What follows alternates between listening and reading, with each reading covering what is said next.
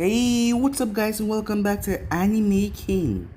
And today I'm going to be giving you part 3 of What If Naruto Became the Greatest Puppeteer.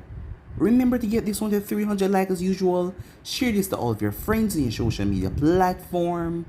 Stay in tune for What If Naruto Had the Red Rinnegan, and I do hope that you guys enjoy. And also, if you're new and this is the first time you're hearing my voice, and you enjoy the videos on both Anime King and Anime King 2, go ahead and click that red subscribe button and become a part of the Anime King family. And thank you for all of your help and your support. Remember to comment down below and tell me if you're new, I'll be planning talking about all of you. So yeah, without further ado, what is to begin this new episode? Begin the intro.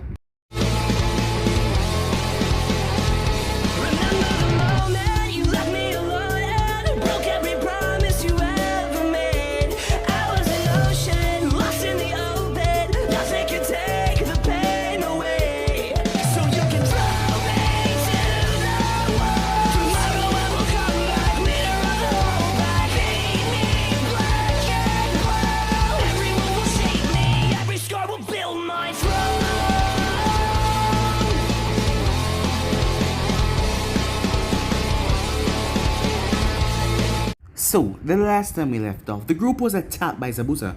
As Zabuza was surprised, he never thought that the ninjas would be so cowardly, because Naruto simply vanished. Kakashi knew that Naruto was up to something. He was not one to just run away like that. As the battle began, Kakashi saw the threads that Naruto had all over the place, activating the traps that he set up. As Kakashi used that to his advantage, the both of them working in perfect sync because Kakashi could see all the threads. As they had a vicious battle, with Kakashi knocking Zabuza down, as Zabuza get caught up in one of Naruto's attacks. Zabuza was then wrapped up by Naruto's puppet, as she had Spike on the tip of her tail, ready to pierce him.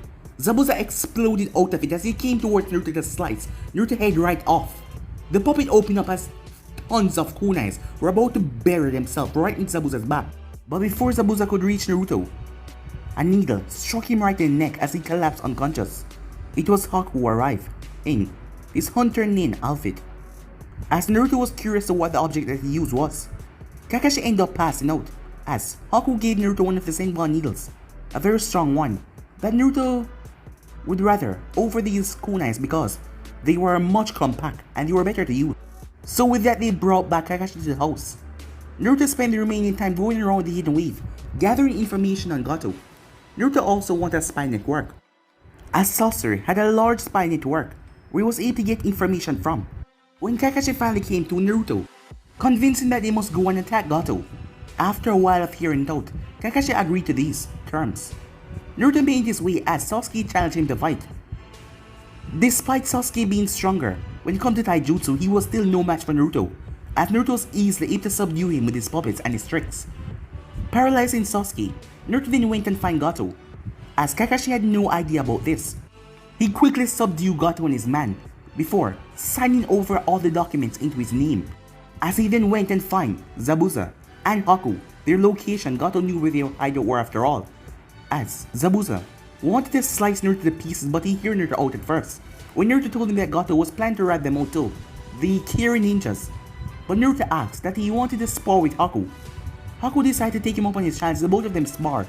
Haku was surprised, even using his speed, Naruto was still fast, and not to mention his movement with his puppets were just in perfect sync.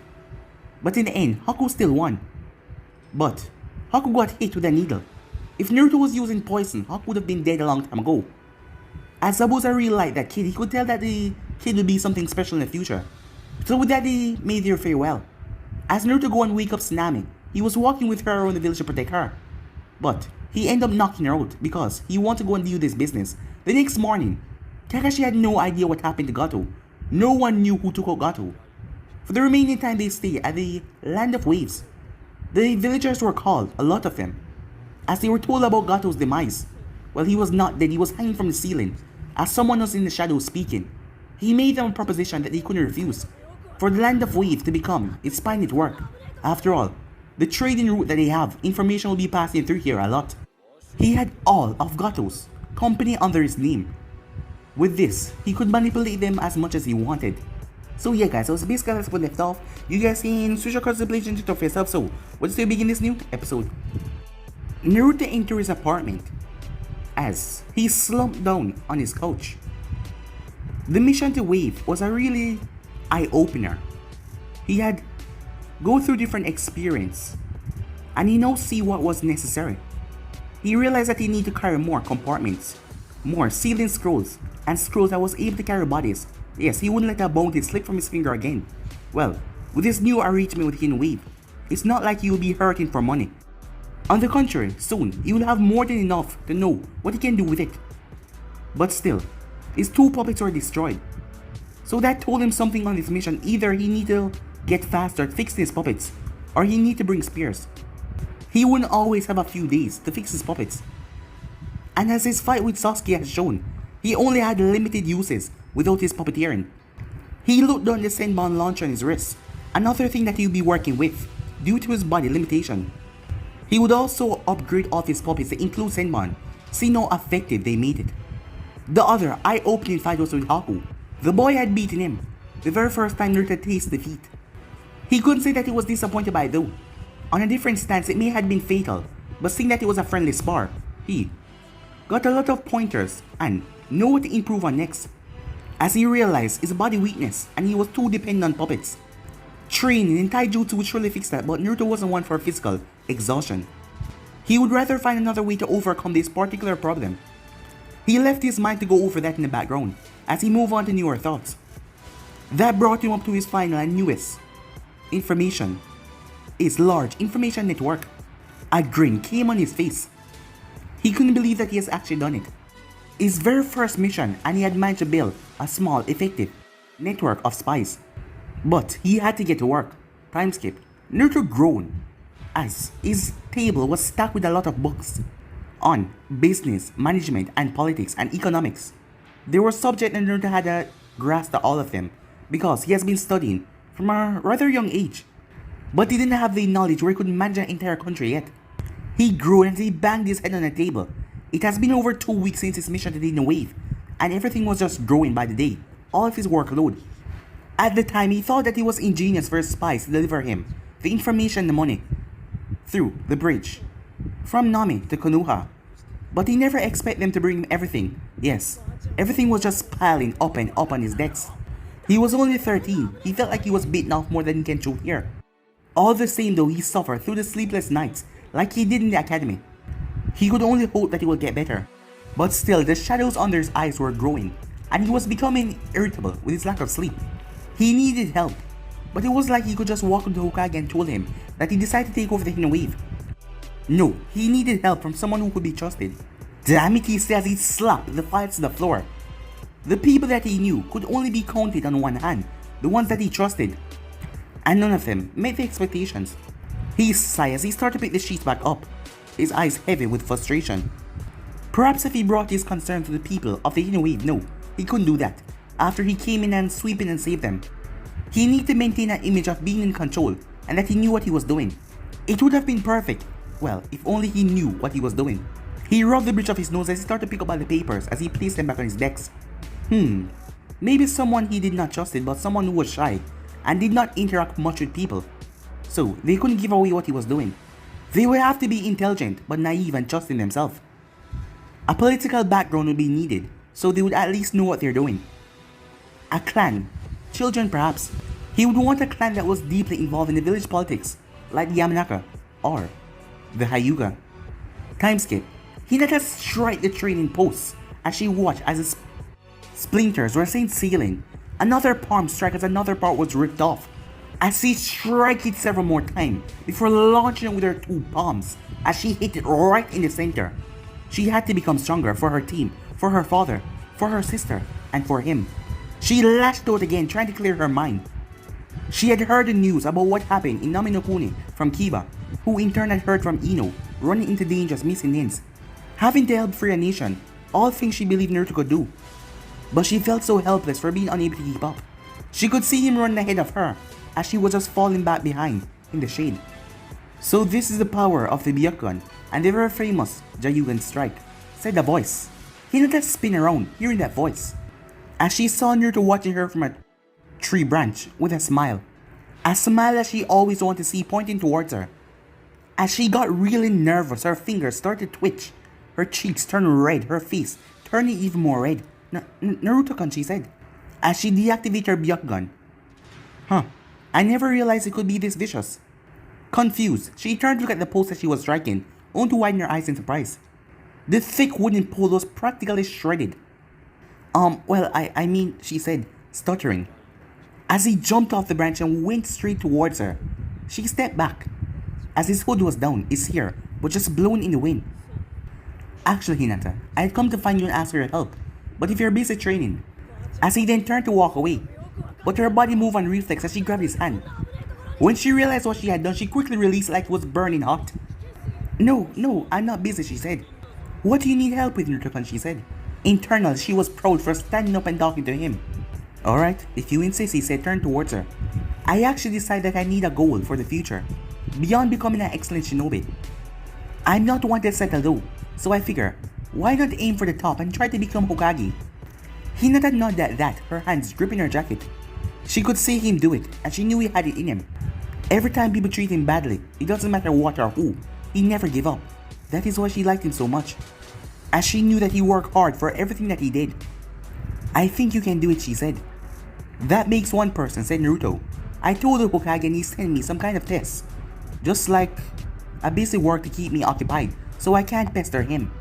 He laughed to himself, but Hinata saw the disappointment in his eye. Is that what you need my help with, she asked. Actually, yes, he said and smiled. I'm not very used to these political stuff, and I think someone like you with a background in a big clan, like the Hyuga, might have a better grasp with it. All I need is some insight, or a few pointers. But if you don't think that She cut him off. I can do that, she said. As she looked down at her outburst, I think I can do it. As she started to poke her fingers together. That's great, Hinata. What do you think of these? When she looked up, she saw him holding a bundle of papers. They looked familiar to the ones that she was forced to read over and over as a child, as her father prepared her for the role of the clan head. Well, they don't seem too complicated, Naruto-kun. As she looked at them once again, find a blend of financial reports, various statements from businesses, with documents of Manja's city or small country. Hokage-sama gave you these? Naruto nodded as he ran a hand through his hair. Yeah, apparently made of some hypothetical country and asked me to manage it as if it was real. I'm sure he's just trying to keep me busy, but I want to do it to the best of my ability, you know? As Hinata flipped through the papers, Hinata was looking through the papers as she didn't notice Naruto's eyes narrowed, just for a second before returning back to normal. Hinata was surprised how detailed the Hokage was about this. Then again, she shouldn't be underestimating the village leader. Well, if this is all, I can help you, Naruto-kun, she said. As she handed him back the stack of papers, it was all worth it for the beaming smile that he gave her that made her heart skip. Thanks a lot, Hinata. That's a lot off my mind. If I want to be Hokage, failure is not the option, right? As she nodded, as Naruto noticed that she stopped fidgeting and her fingers stopped poking together, like she was emerging from her shell a bit. Because of this, if there's ever something you need help with, don't hesitate to ask me, okay? As she nodded, well thanks, he says. He started to walk, but he stopped. Oh, and could you not tell Hokage about this? I don't want him to know I had help, okay? When he turned and spoke, he had a such warm and welcoming smile that she couldn't stop her heart from just skipping a beat. Of course, Naruto-kun, she said. As he then stepped forward, she was shocked as her face became red. For a second, he just looked at her before he hugged her. That was a bit too much for her, because when he let go, her body went limp to the ground, but she had a smile on her face. As Naruto looked at her, he then realized she was unconscious. The smile instantly faded off his face, as a cold look came back in his eyes. As he looked down the paper, that was far too easy. Time skip. Naruto leaned on the bridge that ran over this small river through Training Ground 3. He, Sakura, and Sasuke were waiting on their sensei. After what happened, they had been back to the rank once more, but he was sure that they would pick up some new missions soon. He had been making sure their team dynamic was good, so Kakashi had no reason to keep him away from C ranks. A lot of things happened. Hinata has been a massive help in helping him, saying that he should delegate different tasks in his pining to work. Well, she didn't know exactly what he was doing. He had taken that to heart and created a hierarchy in the pining to work. As he gave his instruction to the caravan that came to Konoha, saying that it only took hours to get here from Nami. Currently, all of the information he got from Nami was routed through a woman called Rikai, a housewife. Before Gato had her eldest son, and her husband killed for unable to pay taxes. She was a well-known activist even before Gato's regime, so she had been elected to be the correspondence between him and the village. And she was also very determined, even helping people who were still having a hard time, as he admired her continuous support even during the hard times when Gato was in control. No, she was the one organizing what information was not relevant to him. That took a great stress off his shoulders. He didn't really trust anyone, but the woman knew that he was the best hope for their country after all, because everything was changing for the better. At that moment though, his thoughts came to a stop as Kakashi appeared. "Yo, good morning everyone," he said with a smile. I smiled. "I know this may be sudden, but I've entered you all in Chunin exams." Sakura was surprised as he saw the interesting looks on Sasuke and Naruto's faces, as he had 3 papers in his hands. "These are the applications you need to fill out. Don't worry though, it's a completely voluntary affair. If you don't want to, you don't have to." As he gave each of them a paper, he looked at Sasuke. Sasuke was sure to want to enter. He would see this as a challenge that he wanted to overcome. As much as Kakashi hated to agree with Naruto on these things, the boy was very predictable. And Sakura would definitely enter as well. She would agonize over it for a while, but she would come to the thought that becoming Chunin was the only way to stay with Sasuke. But for Naruto, he just had no idea. Ever since the mission to the Hidden Wave, he just didn't know what to make of Naruto anymore. He seemed even more secretive than usual. First he was joined into the team, but now he was just pulling away from it. Kakashi would give up one of his Ichi books to know what was going on in Naruto's mind. Hell, he wasn't even sure if Naruto wanted to get promoted. He seemed more interested in developing his art. Contrary to Kakashi's belief, Naruto was excited as he took the form. This represented a great opportunity for him as the Chunin exams were a national event. He would finally be able to show the world his hard work. Who knew, maybe Sasori himself might take notice. The thought alone made Naruto eager. Once more, the situation in Nami settling, it presented him the opportunity to test himself, like he used to do. Kakashi had vanished as Naruto simply left the bridge, as he would need to build a new puppet, one equal to Ramia in ability. This would finally give him the push he needed to learn how to fully manipulate Ramia with one hand. Sure, he only had a week to do it, but Naruto always worked best under pressure. As he walked down the street, his mind going through all sorts of scenarios, patching together puppets after puppets in his mind. He felt a chill run down his spine. He snapped his head up as he looked up, because was a young boy with red hair, and he had a large gourd on his back, and the kanji for love above his left eye. The headband of the Hidden Sand. The Hidden Sand, the original, and supposed the only users of the puppet arts in the entire elemental nation. A smirk came on Naruto's face as he saw the boy beside the red hair one. He was dressed in a bodysuit, a black bodysuit, with purple war paint on his face, as Naruto noticed his fingerless gloves, and the thing that was wrapped on his back. As Naruto walked past the 3 of them, there was a girl there as well, with a large fan strapped on her back, with blonde hair. Naruto didn't know why, but seeing these sand ninjas here, he felt excitement stirring inside of him. After all, the Hidden Sand weren't the only one that puppeteer. Time skip. Sakura was nervously standing in front of Naruto's apartment door. As she brought her hand up, but she brought it back down, as she stepped to the side, stepping to the right, nervous and moving back in front. This would be the first time her entering his home. She always wanted that privilege to go to Sasuke, but he always denied her that. She was also a bit unnerved how quiet Naruto's apartment building was. She had thought that there would be other residents, but it was almost like the place was abandoned. The only reason why she was here was because this was the 3rd day of Naruto missing team training. She was rather nervous because sometimes Naruto freaked her out. Well, he was like Shino. She built up the courage as she knocked, as she heard footsteps.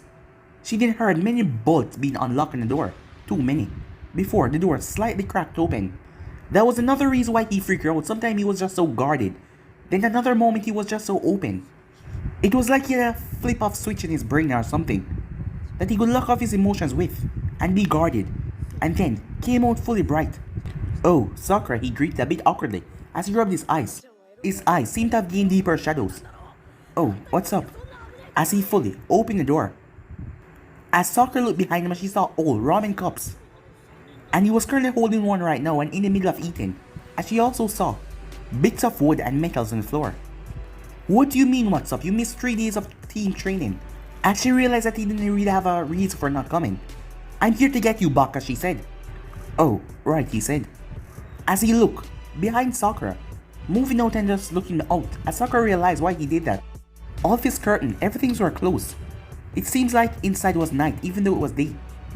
What have you been doing all these times, she asked. He slipped back into the apartment. Preparing for a tuning exam, he said. As he turned, Sakura noticed a nasty red markings run up his arm and going up to his neck. They looked like a terrible rash, but Sakura's medical training let her know better. Preparing for tuning exams? By poisoning yourself, she asked. After learning about medical ninjutsu, many things about Naruto came clear to her. His absence at the academy, a lot of it. Naruto simply shrugged like it was no big deal what he was doing to his body. Among other things, he said. Sakura followed him straight into the apartment as she was shocked. She had known in the academy that Naruto had unhealthy things with puppets, but now, pages of drawings littered the walls and the floor of puppets. And various puppet parts all over. You made all of this? She asked, as she was creeped out. She could literally see the progress that he was making as, first they looked so hollowed and fake, but they were becoming more defined, becoming even more professional.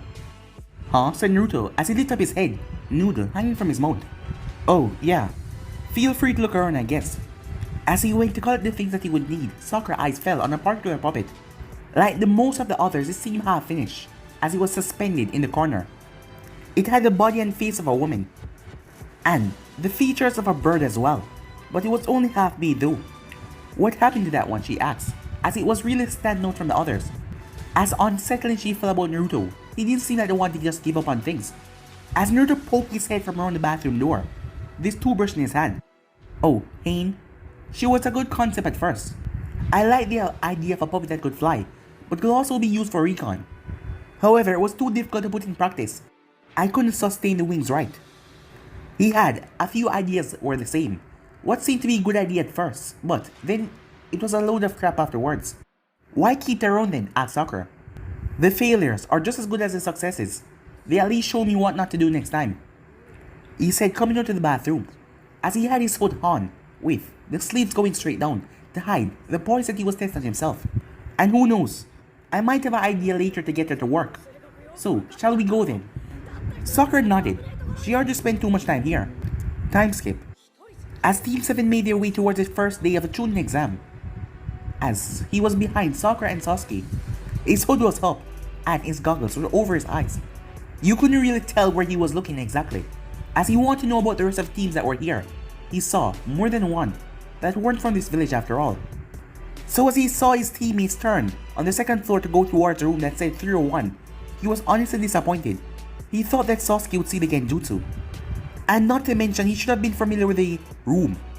But he was proven wrong, as Sasuke blurted out that he was a genjutsu, Sakura going along with him, as he was watching them from the hall. As he was watching, as he saw a boy in green spandex try to spar with Sasuke before they go into an exam that they knew nothing about. Ahem, said Naruto. Sakura nearly jumped as she forgot about Naruto, seeing that he was trailing behind him the entire time. She forgot that he was there. The person that was identified as Rock Lee. That is what he called himself. Look at Naruto with a bright smile. Ah, you must be Uchiha Sasuke, other teammate. It is very nice to meet you. Naruto took a step back. This guy was weird. His bold haircut, his large eyebrows, and the way he just act. I was just asking your teammate here if you'd like to pit his title as prodigy against me, a genius of hard work. As Lee, hand was extended the entire time. Naruto raised his hand slowly. Uzumaki Naruto, he said. But if you'll excuse us, we have to go to the correct room now. Lee's smile seemed to waver for a moment before his gaze flickered towards Sasuke. But we were going to pit our flames of youth against one another. Naruto broke the handshake and placed his hands in his pockets. We do not know what awaits us in tuning exams. Entry, before it even starts, will just be a waste of time. I'm sure if you are a genius of hard work as you say, there will be a lot of opportunity to fight Sasuke in the exam. For a moment, he seemed to stutter a bit before his bright grin returned. You are right, Naruto said Lee. Your flames of youth is... Lee was knocked in the back of the head by a girl with two puffy poof that was near here that make it look like a panda. Shut it, Lee. You're going to make us late. She then looked towards Team 7 with an apologetic smile. Sorry about Lee. He's a strange type, she said. You see, she touched her head. He's a bit touched up there. I'm Tenten, she said. Oh, and that's Neji. I guess we'll see you guys in June exams. Good luck, she said. Neji and Naruto's eyes locked. While Neji was staring at Naruto, Naruto didn't really seem to care, as he just looked back without a care in the world. Before Neji then walked off. Why did you stop us from fighting? Asked Sasuke. As Naruto started to walk away, as Sasuke catch up with him. Tiring yourself out before starting the exam wouldn't have helped in any way. That didn't seem to satisfy Sasuke. Come on, Sasuke, Naruto said. Do you really think that he would pose a challenge against you? It was a bit unfair because Naruto knew nothing of Lee's skills, but it was just a way to shut Sasuke up. Huh, I guess you're right. He wouldn't, Sasuke said. As they made their way. So all of you made, the voice behind him said, making Sakura jump in surprise. Kakashi-sensei, don't do that, she said, as she held a hand to her chest. You say something? He asked, as he raised an eye from his book, just trying to irritate them. But in any case, it was a good thing all three of you came. If even one of you hadn't, none of you would have been able to participate. As Naruto wondered if all village did their Chunin exam like that. He suspected not, Konoha was always focused on the teamwork thing. Well, I came to wish my cute little students all good luck. So, good luck, he said. And with that he vanished, the eye smile. They made their way into the room. Seeing that they hadn't wasted time in Dark Lee, they weren't that elite. So their entrance wasn't noted by many people because enough people weren't here yet. As Naruto distanced himself from its team, as they were off to themselves, with the other Konoha ninjas. As he started to observe everyone as he leaned against the wall. As the tense atmosphere get thicker and thicker, the more the team came in, until the rest of the Genins arrived. Sasuke-kan, Ino shouted, as everyone snapped their heads towards her. Kurenai's squad draw large amount of attention to themselves as well, with the rest of Ino's squad as well. As Naruto was currently searching for an aura, similar to that red-haired boy that he saw on the street before. Something told him to be wary when it was type until he knew what he was dealing with. Eventually, a grey-haired kid, a Konoha ninja, came over. He seemed to be a bit older than them, telling them the rookies that they were making. As Naruto heard Kabuto telling him that he would offer them information on the other groups, something that he wouldn't pass up as he made his way back over to his team. So, who would you like information on? Said Kabuto, as he pushed up his glasses. Everyone. Most of the rookies jumped when Naruto spoke. As Shikamaru merely turned, he was wondering where Naruto was. Kabuto was blinking rapidly. Sorry, did you say everyone? Naruto nodded. You said you have information all of the participants, right? Surely, you will be willing to share it with your fellow Konoha ninja. The more Konoha ninja pass, the better for the village image, right? Kabuto gulped, as he did not expect this. As he pulled out his deck, as he started to flick it on his hand. Well, you see, he then felt the movement. He looked at his hand to see the deck was gone, to see Naruto flipping through the cards. Hey, wait, Kabuto said.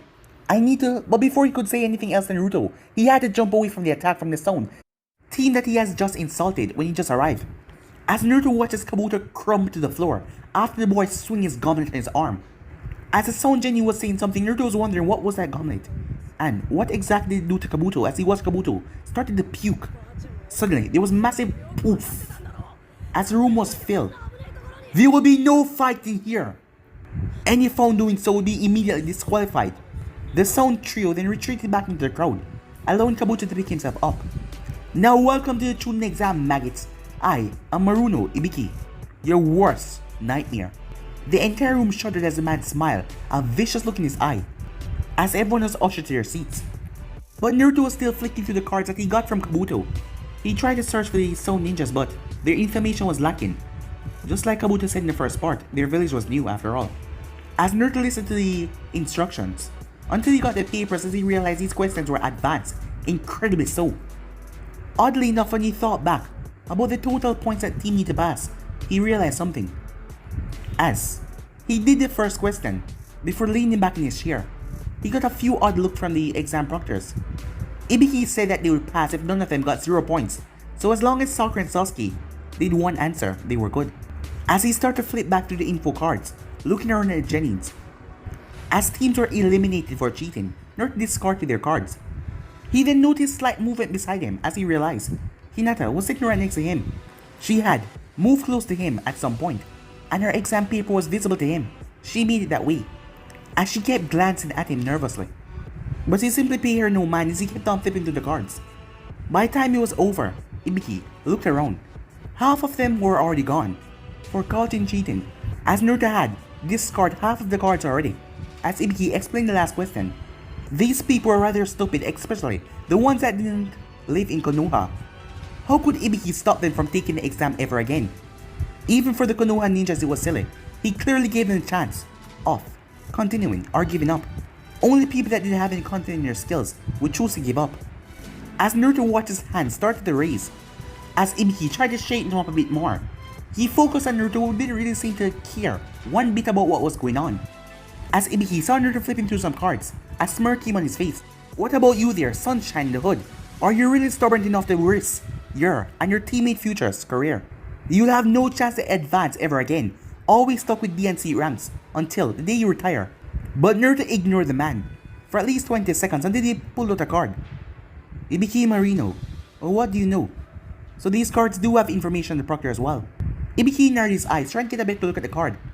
Head of the Torture and Interrogation Department, mainly focused on psychological torture. Ibiki eyes widened.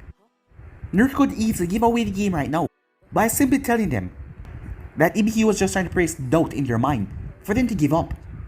But Ibiki was surprised when Naruto placed the card down on the table. Damn, I guess with that kind of no-nonsense, tough career, you would be the one to hate tough, reckless choices just with people doing stubbornness, like staying behind the exam that they know that they will fail and eventually never take Chunin exam again. Plus, as a Konoha shinobi, I guess you hate the idea of endangering your teammates. Ibiki narrowed his eyes at this boy. Was he doing what he think he was doing? Damn, said Naruto as he got up slowly. I guess I give up, said the voice. As a rain, Jenin gave up. A few more other Konoha shinobi started to raise their hand, and other teams as well. He's right. It's too much of a risk to take, another one said. I give up. Naruto sat back down with a smile on his face. As Ibiki noticed Naruto's small smirk, as Ibiki realized what Naruto did, he used the opportunity to completely psyche out the other competitions. Hell, if they weren't in the middle of Chunin exams, Ibiki might request that the boy be sent over to IT department for a bit of psyche training in warfare. 17 of them left, as these 17 teams didn't seem like they want to give up. As Ibiki started to tell them the true meaning of the 10th question and what this was about, which Naruto already knew, so he paid them no mind. Suddenly, the window was broke open as a banner came in, someone flipping right in front of it. Hello everyone, Uncle said, a bright smile on her face. I am the sexy, smart, powerful Kunoichi, Uncle Mirashi, and I'll be your proctor for the second exam. As she pumped her fist in the air. Now, follow me, she said. Bad timing, Uncle. As she turned towards Ibiki, Naruto realized that she was the woman that gave him the inspiration for Ramea. As he flipped through the cards, but she wasn't in there. Seems like she was a new proctor. He then noticed as she turned, a black seal on her neck. Even with this limited work on Fuinjutsu, he could tell that it was a complicated piece of work. But he couldn't see the rest of it as Uncle turned full towards him. Now, follow me! She jumped back through the window. The others quickly got up and following her, as they thought they would be disqualified if they were later or something. As Naruto made his way thinking about Fuinjutsu the entire time. Alright my little Chunin hopeful, said Uncle as all of them arrived. You guys are about to find out why this place is called the Forest of Death. As Naruto spotted this as his chance to rile up the woman. Naturally, if you want to study that mark some more on her neck, you'd have to interact with her. He knew the quickest way to get someone interested in you was to aggravate or irritate them. Clashing against people's ideals always was the best way. Wow, big trees and animals. So terrifying. Naruto said as he looked up at the massive trees. As Naruto didn't even try to dodge when a kunai came and sliced his cheek. Tough guys like you are the first to get eaten, she said behind him, as she leaned over his shoulder and licked the blood on his cheek. As Naruto turned and smiled towards her, she was purposely pushing herself against him. Thanks for the advice, I'll have to make sure anyone who eat me regretted right after. Obviously, Uncle didn't recognize him because of the hood and goggles. Although the whisker marks on his cheek should be a giveaway. Perhaps she had a bad memory or something. But Naruto simply flipped a small vial of yellow liquid to her. You'll be needing this in a few minutes. Naruto's blood is a bit poisonous. Not to kill the person, but to cause a mild discomfort. After all, the amount of poison that he kept on injecting himself with over the years. What do you... Uncle had to blink as her vision became distorted as her eyes became a bit fuzzy. Naruto pressed a tiny vial in her hand and turned back to his team. Didn't someone ever tell you not to lick strange people's blood? He asked quietly. They decided to leave him for now, as she didn't know why she just felt hangover and dizzy all of a sudden. as strange veins came on her arm, but you couldn't see it because of the trench coat. As she made her way, trying not to itch it, as she started to explain the rules. He was sure that Uncle would be interested in him now. The moment he turned, he was hit right in the gut by Sakura. It wasn't so hard anyway, so he took it. What the hell was that, Naruto Baka, she said. You draw everyone's attention to us now, while we're going into a dangerous forest. She tried to keep her voice low. You shouldn't be worried so much, Sakura, he said, looking up at her.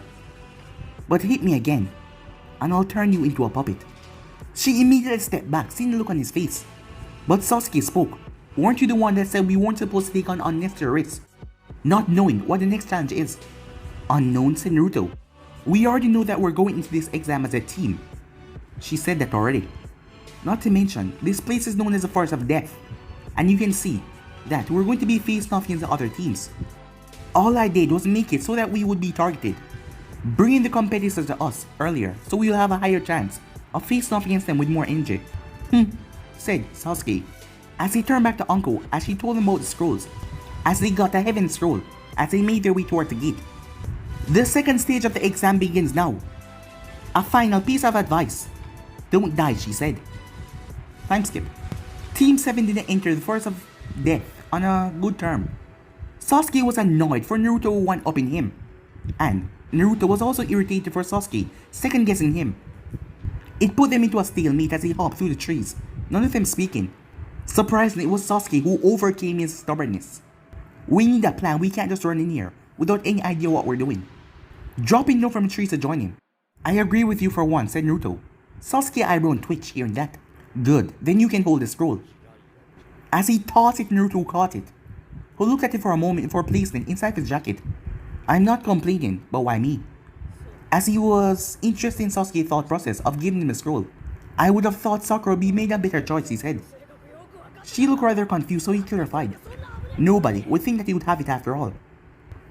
Sakura blinked before scowling as she realized the insult.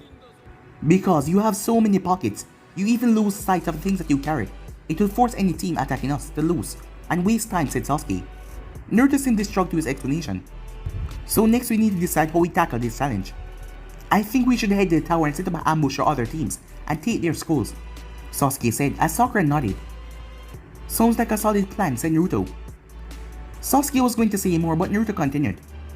Unless what, asked Sasuke?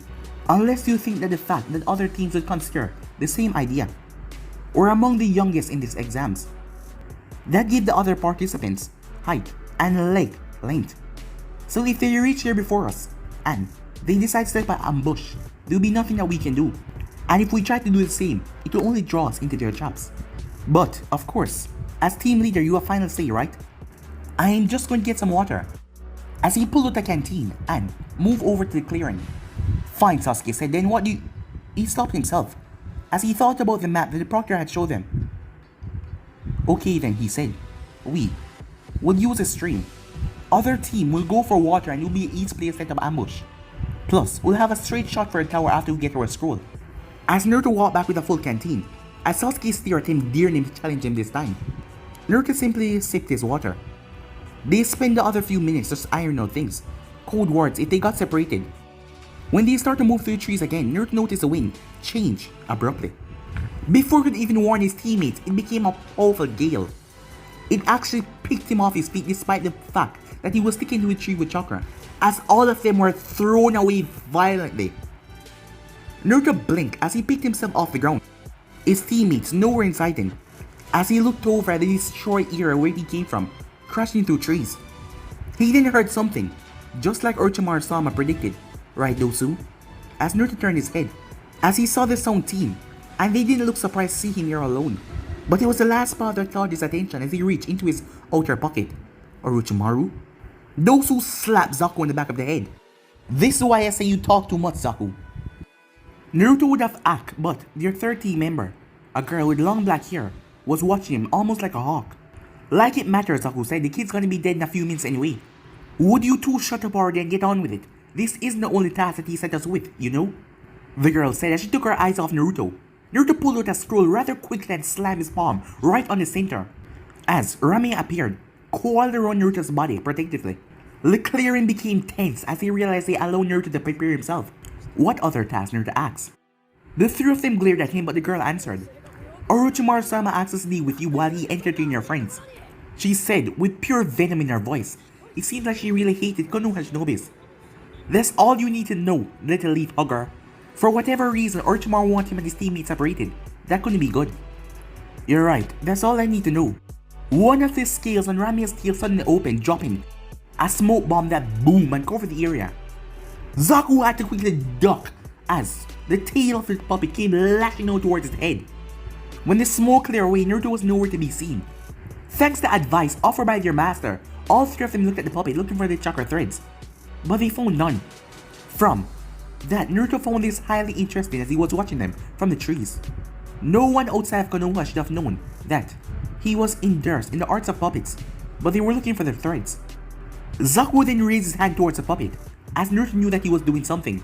As he made the puppet twist his body, as a blast erupted from Zaku's hand, ripping past her, tearing into the tree behind her. Zaku fired off several more blasts, but the puppet glided and dived through all of them.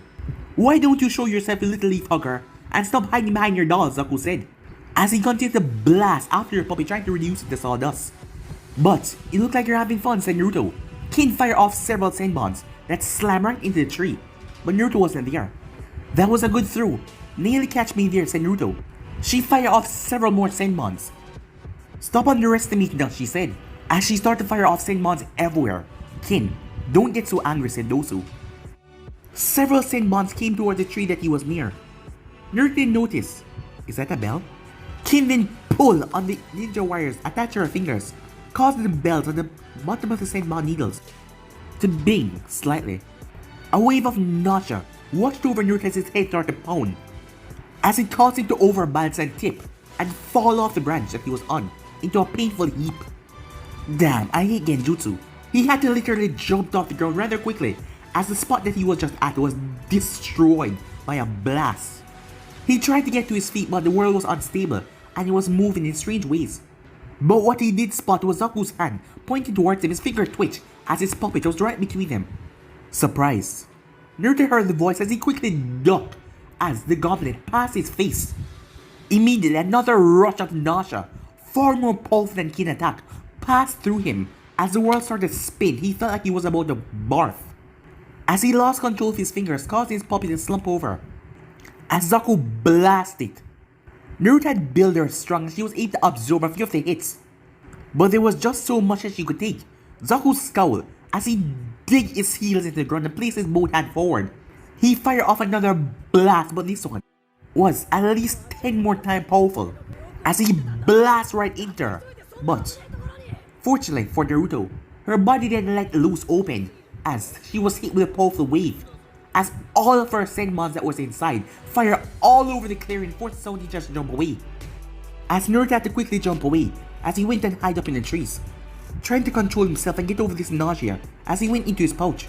As he pulled out a vial, as he injected himself in the neck, he had created antidote for poison that would fix some nausea and poisons, so this would work. After a few seconds, his head started to clear and the vomit that was trying to come up just simply went back down. But he still felt a bit sick. Come on, little leaf hugger. We destroy your puppet, so you might as well come quietly. Naruto reached into his pocket as he withdrew another scroll. Foolish to assume that I only have the one, he said, his voice echoing everywhere. Kin was the first one that spotted it, a monstrosity that came from the trees. Long, white hair sticking together over those foggy, glassy eyes that looked at them like the thing was alive. That was all Kin saw before it raised one of his long, spinning legs and shot a single senbon faster than any human can ever throw from a tip. It landed with deadly accuracy, hitting her right in the neck as she collapsed to the ground. Zaku and Dosu had to quickly spin. Dosu used his gun against Zaku, firing off ear blasts to block the attacks. The puppet then went back into the darkness of the trees, leaving the both of them alone again. Do you like her? Naruto said, his voice echoing all around. I call her Arakun.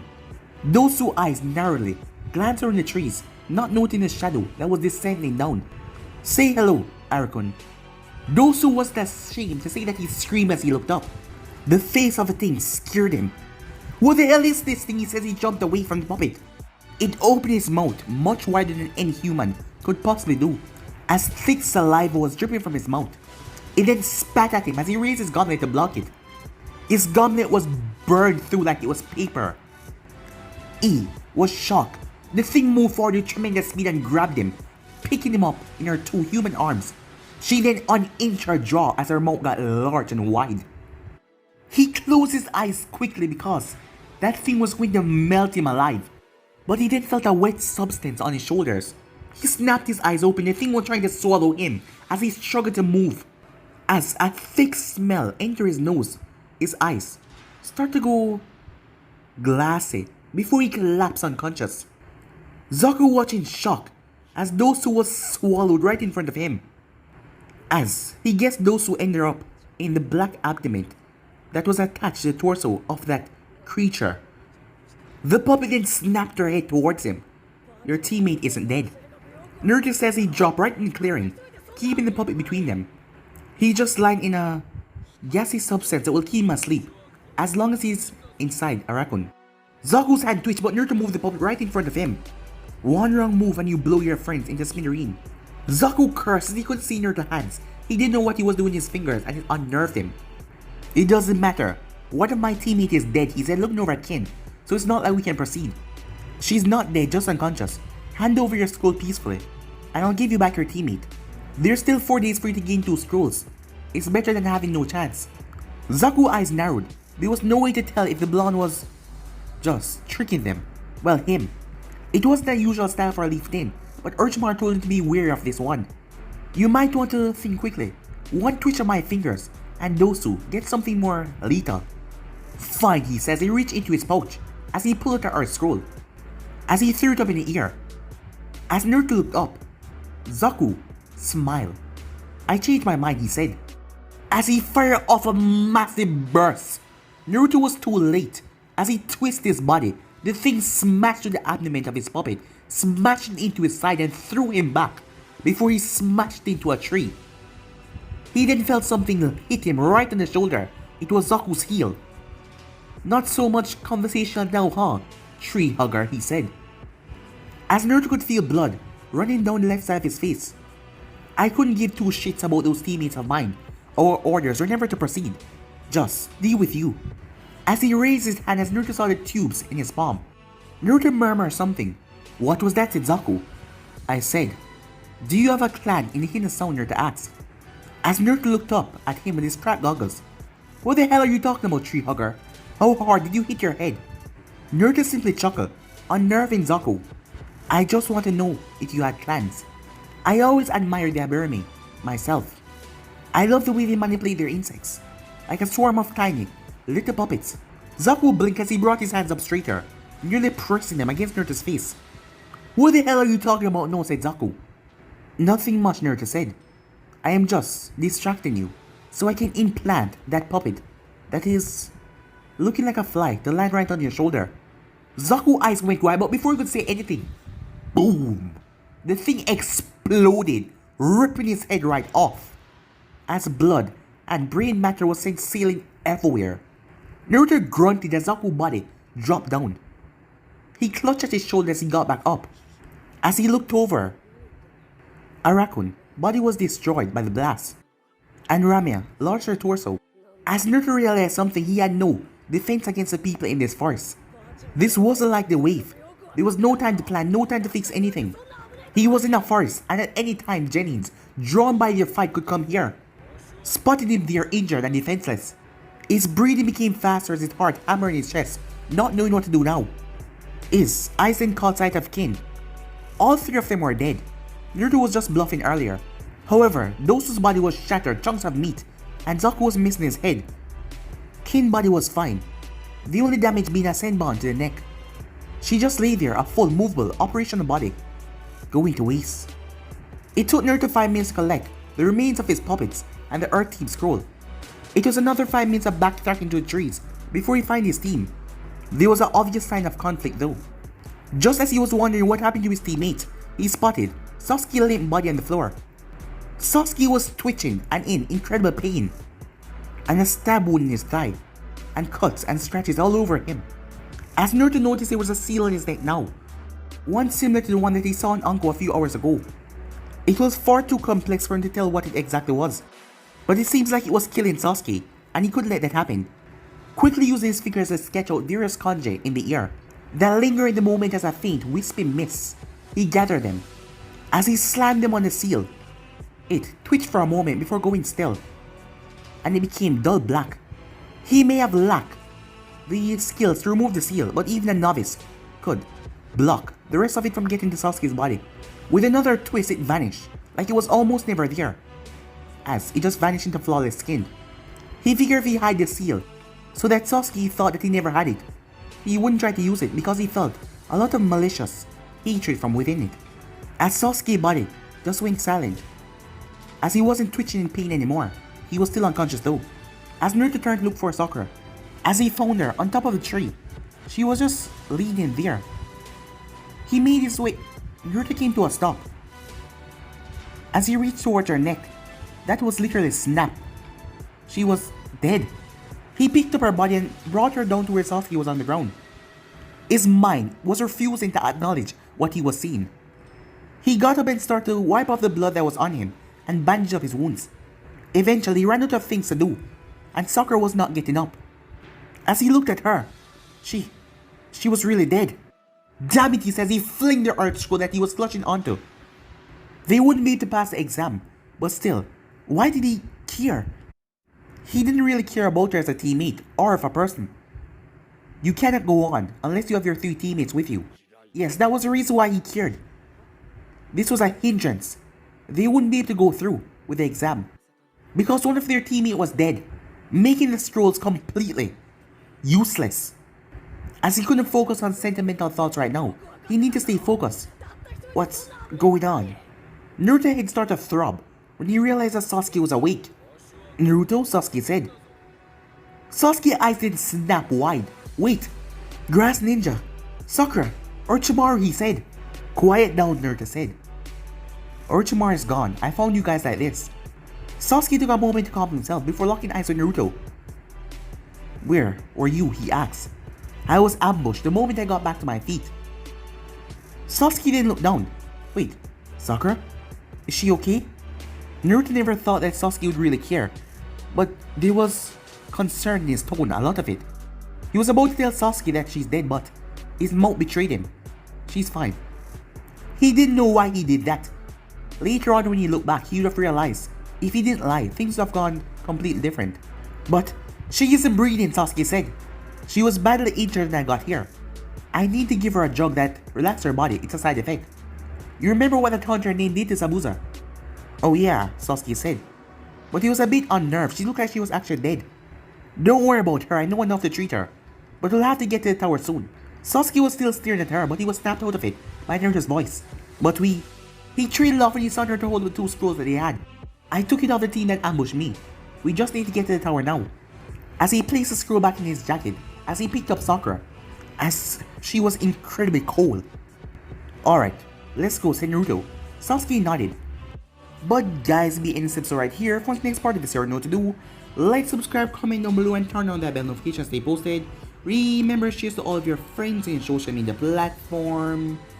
And also, stay in tune for What If Naruto Had the Red Rinnegan, which I hope you guys do enjoy. And I'm going to be posting a new episode of What If Naruto Was Taken and fused with Zetsu, so stay tuned for that as well, guys, and I do hope that you guys enjoy. And remember, if you're new, to go ahead and click that red subscribe button and become a part of the Making family. Thank you for all of your help and support, and yeah, without further ado, I'm on for now. See you guys soon. Peace.